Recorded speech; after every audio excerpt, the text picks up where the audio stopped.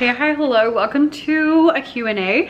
I actually wasn't planning to do a Q&A. I asked on Instagram for some questions, really, truly, honestly, because I needed like a quick video. So I was like, oh, maybe I can like answer someone's question in a video. It'll be really short and I can get that posted quickly. That didn't happen, but y'all asked some really good questions. So I wanted to make sure that I did answer them and get this video posted a little before I would normally do a Q&A. I do them like every few months, so it's a little earlier than I wanted to, but here we are doing it anyway. It's fine. So I'm gonna grab this coffee and you grab something fun to drink and let's go chat. Alrighty, so we've got some coffee. I've got a dog kind of going in and out. I hear a squeaky toy. She's about to be really mad at me when I take that away. Lighting that's not ideal because I'm filming this after choir, so it is late, but it's fine. Let's look through these real quick. So first of all, Narwhals and Waterfalls asked, what's the best way to stay up to date, I'm assuming, to market products? Your best way to market products is going to depend kind of on what you can give it. I would say the very best thing is something that will get you an email list, because your email list is going to be your game-changing thing. So whether you use social media to do that or whatever, I personally, as you can see, prefer long form content. So I like blogs and YouTube, because blogs and YouTube get better over time instead of like Instagram, where you really only get seen for like 24 hours if you're lucky. And you know, Twitter is like not even an hour or something like ridiculous. And so having long form content such as blogs, YouTube, even podcasts, those things stick around, and so it's easier for people to find them, as well as blogs and YouTube both have the advantage of SEO, which means that people can type into Google and your content can pop up, which is really great. And how a lot of people find me is they go to Google or they go to Pinterest and they search for something and they find my stuff, and that's how they end up following me. So that's what I think is the best way, because it stays more consistent and it like can sometimes even get better over time. Narwhals and Waterfalls also asked how to stay up to date with trends. You're gonna hate me. So the best advice is don't worry about it. If you're trying to keep on top of trends, like that is going to be a lot of effort on top of everything else. So if you want to stay on top of trends, I would pick one platform to stay on top of and then follow people who follow the trends. So if you're doing Instagram, find some people who are a little bit ahead of the trends or who always have those trends down pat and follow those people so that you will see them when it becomes a trend. And that's really the best thing to do. If you're doing YouTube, again, find people who are, you know, really on top of things with that kind of stuff and then use those things. Don't steal their content ideas, but use them as kind of like a bouncing off point. So I'm thinking like recently there was like the girl math thing on Instagram. So you could do a teacher math, and that means we're not stealing somebody else's idea, but we're taking the girl math, turning it into teacher math, and coming up with like, okay, what are silly things about teachers, and you know, things that really don't add up, but you know, in our heads they do. And so do it that way. Don't ever, I really hate trend culture, because it encourages people to just basically like steal other people's content or like remake someone else's content, and that's not original and that's not good. But instead use it and come up with a creative twist on how you can make that work. This one says learning with primary something, I assume primary garden. It cut off the end of your handle, so I'm sorry. It says, how do you come up with product line ideas? Whew. Better question is, how do I choose which product line idea I'm gonna work on? So the short answer is I basically consider everything to be a product line. When I go to make a product, I rarely make just one. It's usually going to be a product line, even if I don't finish it all immediately. So even when I make something, I always have, you know, 2 or 3 other ideas right behind it that go along with it that can be a product line. So one is just shift your thinking into product lines. Two is make sure that you capture all of your ideas, because you'll have those ideas all the time and you're like, oh, we should do this. I should make this. I should do that. And having those things written down somewhere that you can easily find them is going to be key. I am the queen of writing things down and then losing them. So instead, I've been using Evernote to keep track of my ideas. And so I write them down in there. When I write something down, I usually will write down 2 or 3 other things that could go along with it. And then the flip side is, if you do have something that is a one-off, then look at it and say, okay, what can I make to go along with this? So for example, I have a product that actually has been doing really well. I didn't realize it was doing so well until I saw it pop up. It's like number 11 on my bestsellers of all time. And I just posted it in like January. And since I have like 900 products, it's a pretty big deal if something gets to like number 11. And so I saw that, and I don't have a product line for this, but in my head, I had kind of thought of a few other ideas. And so since I saw that, I went and I wrote down, you know, here's all these other things that we could do to go along with that product, because I saw that that one worked. And so now we need to make it, you know, into a bundle. If it's, especially if it's on the first page of the results in your store, it should be in a bundle. So like, make sure that that is a thing that is happening. And so that is kind of my answer to that, is either think of everything as a bundle, or think of everything as a product line, or look at your product and then determine what it could be. Mary Boston asked, how do you advertise your stuff on Facebook pages that would have your target audience but don't allow you to? I feel like I could advertise and sell, but I don't know where to start. Facebook groups are great for kind of establishing yourself as an expert in a field. Most Facebook groups, I would venture to say most, do not allow you to advertise your products. So you cannot post your products in there. You can every once in a while. So do like look at the terms of use and stuff of different Facebook pages, see what their rules are, so that you know if you can or cannot. But really the best thing to do in Facebook pages is answer people's questions. So if there's a question that's been asked, be one of the first people who answers it. And the more of those you answer with good quality answers, the more people will be like, oh, so-and-so knows what they're talking about. You know, Mary knows what she's talking about because of this. And that will help kind of establish you, and then people can reach out to you from there. It's not my favorite way to advertise at all. In fact, I don't do this at all, because just to me, it takes up a little bit too much time for not being able to actually advertise. But that is an option. If you are doing that, I would maybe post from your like Facebook page, if that's possible. It may not be possible. Again, read the rules. So figure out if you can do it that way, but don't, the most important thing is do not break the rules. If they say don't advertise, don't advertise, and just, you know, help instead. Lois Schwartz says, do you use your data playbook? And if so, do you like it? No, I don't use it, so I don't know if it's good or not. Okay. Oak Roots and Arrows TPT says previews, square or rectangle. So when it comes to a preview, my preferred way to do it is rectangle widthwise, so that it's screen size, because especially right now, you can only purchase on the computer. You can't purchase on a phone. So the benefit of a preview is if someone's on a computer, they can look at it and it will take up that whole like computer space. I have been thinking about this lately though, because if they do come out with the capability of being able to purchase from your phone, then square might be a better option in that case.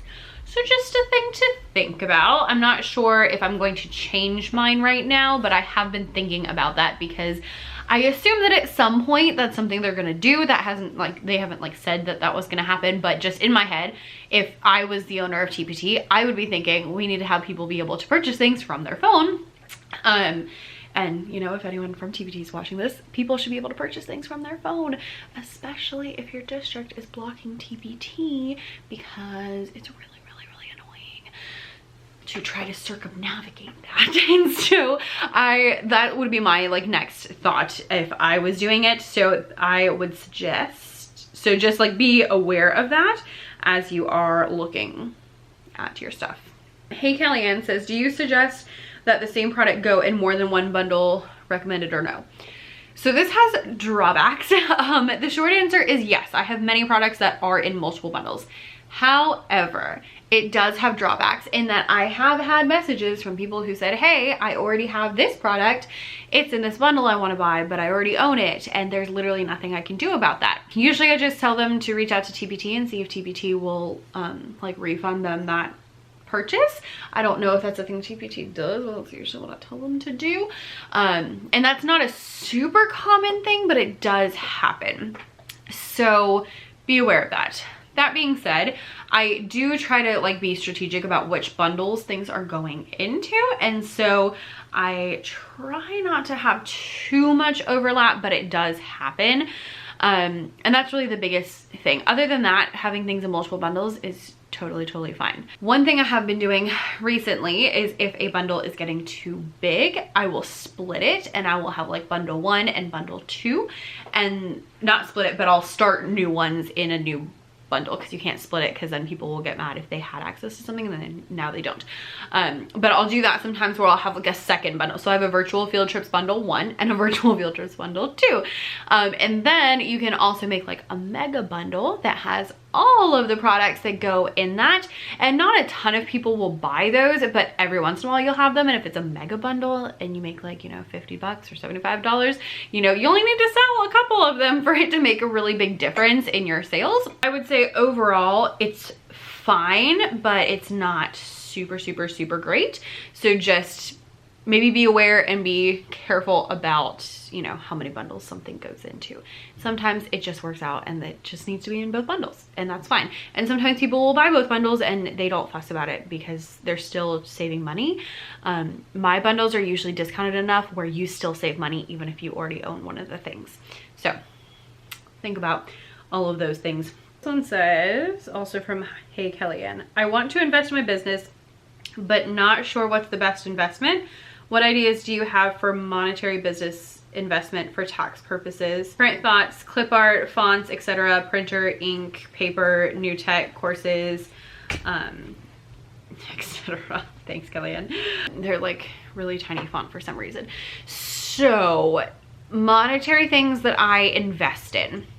This is going to be different depending on how much money you have to invest, and also things like, you know, just what you need in your business. I buy clip art all the time. Is really the short answer. I buy quite a bit of clip art. I have a couple of fonts that I use and I don't really stray from those. I think it's kind of easier for myself if I only have a few that I kind of pick from. So I have quite a few things of clip art, especially like Christmas time. Y'all, those Christmas clip art gets me. I'm like, yes, I need a whole pack of penguin clip art. I really try to be careful and only buy things if I have a reason to buy them.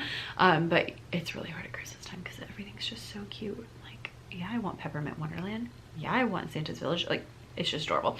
But that would be like number one, would be clip art. Backgrounds for slides or borders for worksheets are a great thing to invest in. Again, maybe find some that are really versatile that you can use a lot, and use those a lot. So that would be kind of like my starting point. And then after that, it depends on what you need, unfortunately. Personally, I would say in order of like most important: clip art, fonts, that kind of stuff. Number two would maybe be books, if you're a book learning person, because you can learn a lot from books about your business. Number three would be a printer.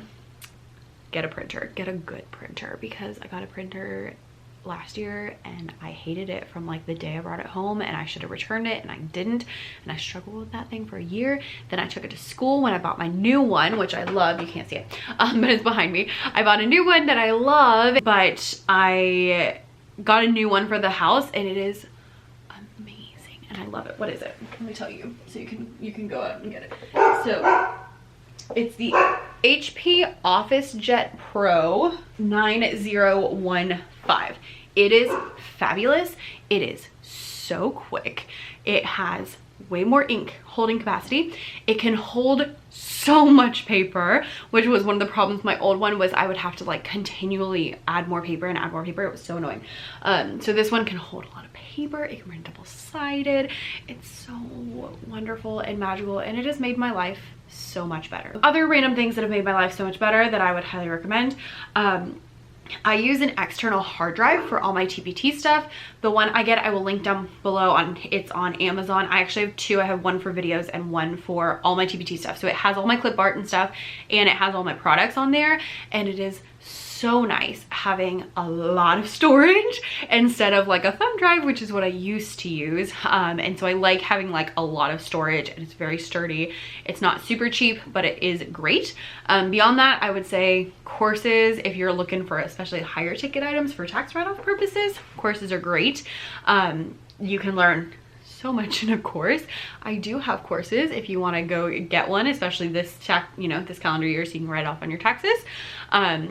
I have one about blogging, and then I have Level Up Your Teacher Business, which is more of a general, like taking your shop from like it's a little shop to like this is a business, with the goal of having you make 4 figures a month consistently. I can't guarantee that, but that is my goal with that course. So I'll link those down below too. Those are also great things to all put on your Christmas list, or lighting's great. I need to fix my lighting. I really need to fix this room. I really need to not film at 7 o'clock at night. That's really what it is. Okay, hey, Kellyanne also asked this other question, and it's also really tiny print. So let's see. It says, what are your thoughts on having a mega bundle of all resources in a product line and smaller bundles with just a few? Current thoughts, some teachers won't want to pay for all the line, but they may want just a few things in it. Thoughts? So like I already said, actually, I already kind of answered this. I'm totally down with mega bundles. I don't have one with all of my products. I'm really curious as to how much that would be, because again, I have like 900. So that would be a really expensive bundle. I mean, some of those are bundles. Even if a lot of them, even if like 100 of them are bundles, like 800 is still a lot of products. So that would be really expensive. But I am down for mega bundles, and I do use that. I would say that, again, people don't buy them as much as they buy the smaller bundles, but they do make you a lot of money when they do. Typically, I would say that people would only buy the mega bundle if they're interested in it. So I wouldn't be worried about like product crossover. I have had pushback. Actually, I have a mega bundle of a game, and somebody was like, this is outrageous. It's so expensive. And I was like, hey, sorry you feel that way. Some people prefer to buy it this way. You can go purchase, any of the ones you want, and each one's like $3. So that's how I kind of dealt with that issue. But they are great because some people really will like just go and do it. I didn't think this was a thing. A few years ago, we were in pre-planning, and my principal was like, we're gonna use interactive notebooks this year. And one of the 4th grade teachers literally went on TPT, found a year-long interactive notebooks bundle, and was like, click, buy, done. And I was just like, what? Because your girl would never spend that much money on like TPT products. Sorry, friends, but I'm just not, like, I'm not that person. And so I would not ever do that. And it was really eye-opening to me to be like, oh, how I buy things is not how other people buy things. So I actually am a huge fan of like large bundles, especially again, if you do break things down into 2 bundles or 3 bundles because you have a lot of a similar product. I haven't tried a whole store bundle, but that would be really interesting. So there we go. And hey, Kellyanne also asked, last question, need motivation to set a schedule each week to work on TPT before and after school? No, you don't. You don't need motivation. You need to sit down and you need to do it.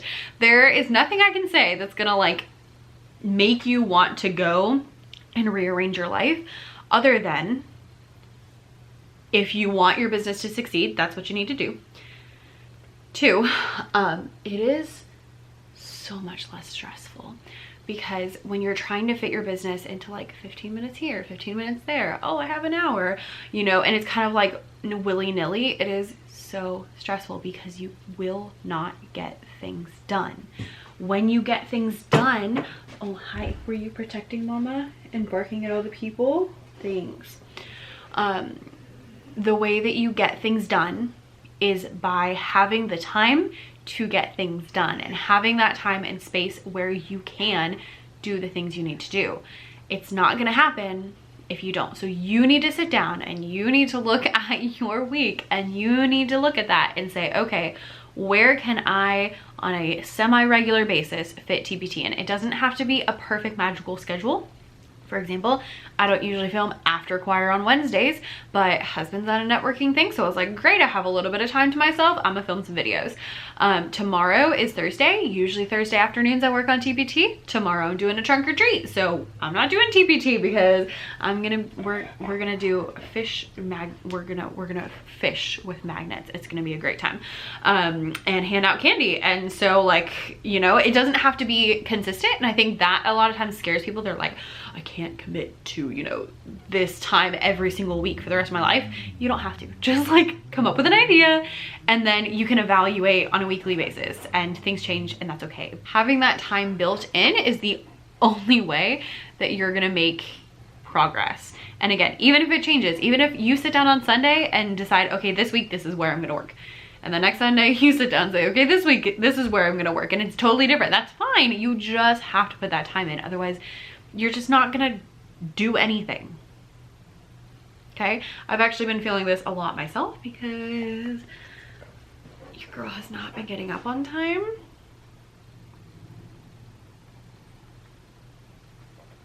So I have been having a really hard time getting out of bed in the morning. That is until Nyla crawls on top of me and starts whining in my face. That usually does it.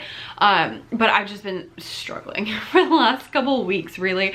And so it's been just, I don't know why, but it's just been really difficult to get out of bed. And when I don't get out of bed on time, I don't get my work done, and everything gets so thrown off, and I feel so frazzled.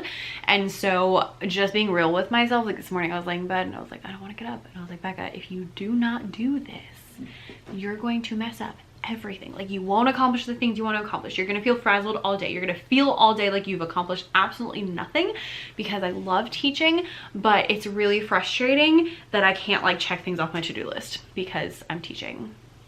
I teach music and it's very active, and so I can't check things off my to-do list while I'm teaching, and so it's really annoying. That's why I started working in the first place in the morning, because I would get so annoyed that I'd get to the end of the day and be like, I haven't done anything, which isn't really true because like I've been teaching all day, but it feels like I haven't done anything because I haven't checked anything off my list and I have things to do. So I had to have that time with myself this morning of like, you have to get up. Like, you just have to. There's no other option unless you just want, you know, the business to completely fall by the wayside and your mental health to suffer because you're gonna feel awful all day because you didn't, you know, like get things done when you were supposed to. So I can't motivate you. Just go do it. Everybody, now, click out of this. Go make a schedule, go make a plan, go do the things so that you give yourself time to do the things, so that you can move your business forward, so that you can make all your dreams come true. Because all your dreams can come true. If you know, Walt Disney says, all your dreams can come true if you have the courage to pursue them. It's not right. Was that Walt Disney? I hope that was Walt Disney, now that I'm making up lies. Brian can fact check me and put it up here if I'm wrong. But here's the Becca version. All your dreams can come true if you make a plan and stick to the plan and actually do the work. That's what you need. It's not that you need to believe in yourself, it's that you need to do the work. Once you do the work, then you'll believe in yourself. So go, do the work, and have a great day. Have a great week. Coffee cheers.